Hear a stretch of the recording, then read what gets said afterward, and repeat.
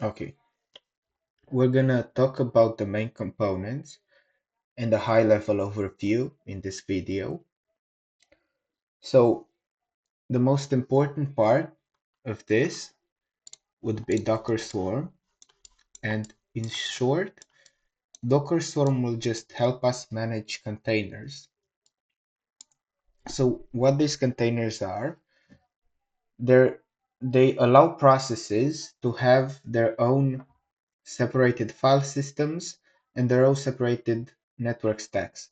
So they will have private IP addresses, but they will be running inside of nodes. The nodes are just the physical servers. For example, a development server, we will call a node from here on because inside of Docker Swarm terminology, they are called nodes.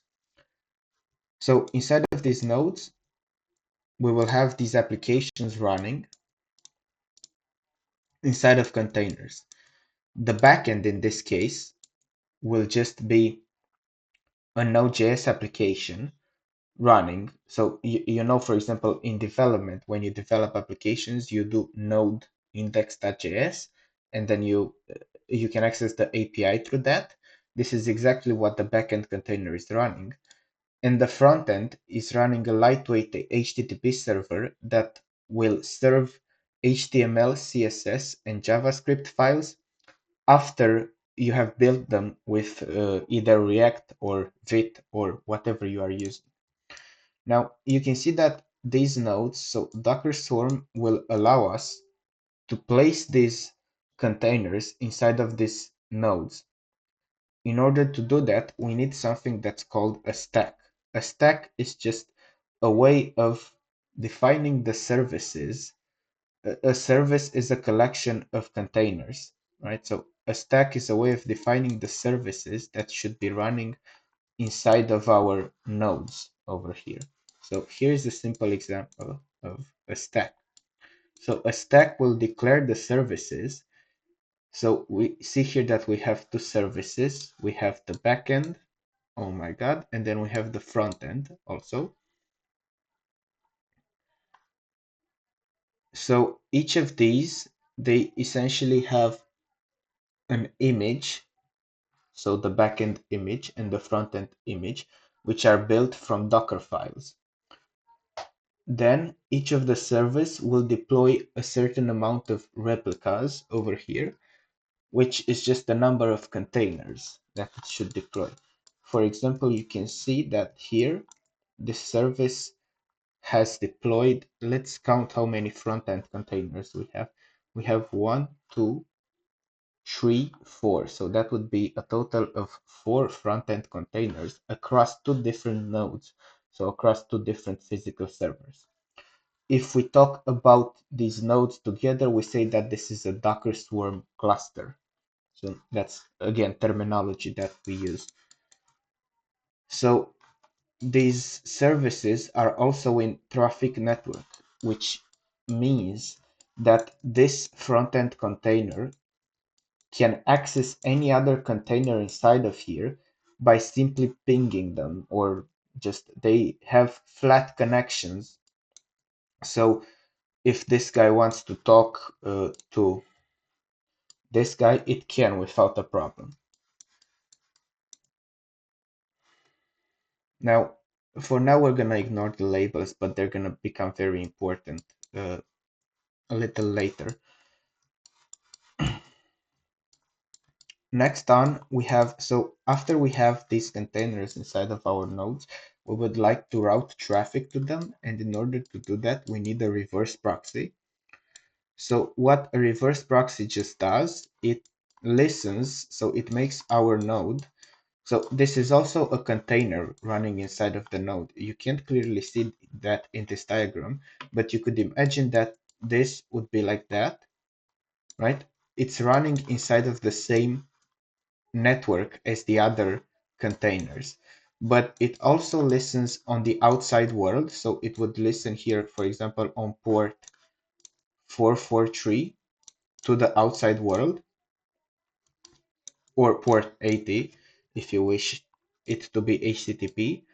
it will listen from the internet for certain HTTP requests, like this one over here.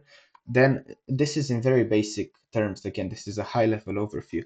It will inspect the request, and most notably, it usually looks at the host.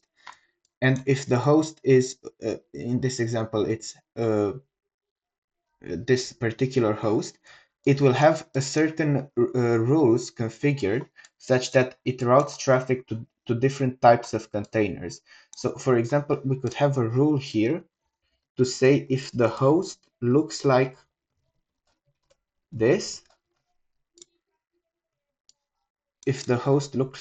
then I would like you to route it to the front end. Of course, for backend, we would have to also add, so to this rule, it would have to be something like this, because we would like to route on slash API to the backend containers. You can see that there are multiple containers here. What Traefik reverse proxy does is it will first route it to the backend, to this particular instance over here. So it will route it to this process. Then on the next request, let's say from a different user, it will route it to a different container, then to a different container, then to a different container, and so on in a, what do they call it? I think it's Robin. I would say Robin Hood. I don't remember the name. It's definitely not Robin Hood. Okay, so going forward, you can see I talked about these rules.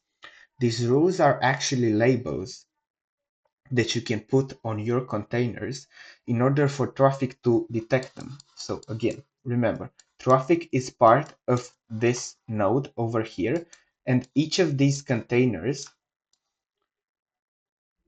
like say the backend over here, has certain labels attached to it. So then this Traefik container will be able to inspect, it will be able to ask the Docker Swarm API about different labels on each of these containers. And it should get a list that looks something similar to this. Then, so Traefik does this dynamically. For example, if a new container boots up and it has a certain rule that it should route traffic to it, then Traefik will discover it and it will update its configuration dynamically and then route traffic to that particular container. So you can imagine that each of these containers have attached to them these labels, and Traefik can detect them, which will in turn, after it detects them, for example, it sees that on this host over here,